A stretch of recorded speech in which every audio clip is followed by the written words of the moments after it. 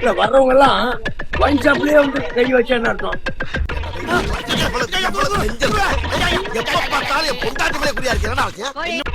மனுஷன் டிப்பிலே இருந்துட்டு அது ஒண்ணுதான். இல்லையா பொண்டாட்டி தலை தாங்க முடியாது. எத்தனை பேர் குடிக்க வந்துக்கிறீங்க? எல்லாம் கை தூக்கலாம். என்ன அது ஏன் போறீங்க?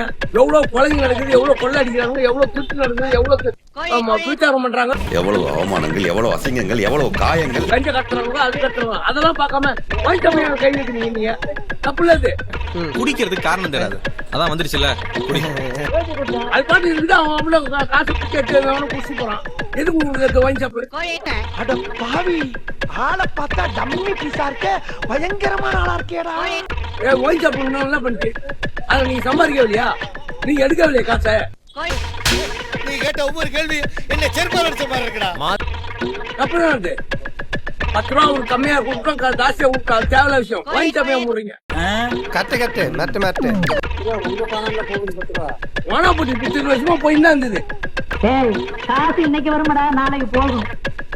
நல்ல சொன்னா சொல்றேன் சார். 10 ரூபா நீங்க கம்மி பண்றீங்களா ஜாஸ்தி பண்ண ரெண்டாவது விஷயங்க. ஏன் வாங்கி சாப்பிட கை வைக்கிறீங்க? பண்ணி பாரு. படிக்கிற பிள்ளைங்க எனக்கு ஆத்திர அடங்கலக்கா. பக்கத்துல ஸ்கூல் இருந்தா அங்க இருக்கு. என்ன ஏன் வந்து படிக்கிற பசங்க நீங்க டீச்சர் கிட்டயும் அந்த இவர்கிட்டயும் சொல்லி கண்ட்ரோல் பண்ண வேண்டியதானே? இந்த வயசுலயே சிகரெட்டு, பீரு, போலீஸ் ஸ்டேஷன், லைஃப்ல ரொம்ப பெரிய ஆளா வருவடா. அவங்க வாங்கி போறாங்க படிக்கிற பசங்க. சொல்லுங்க.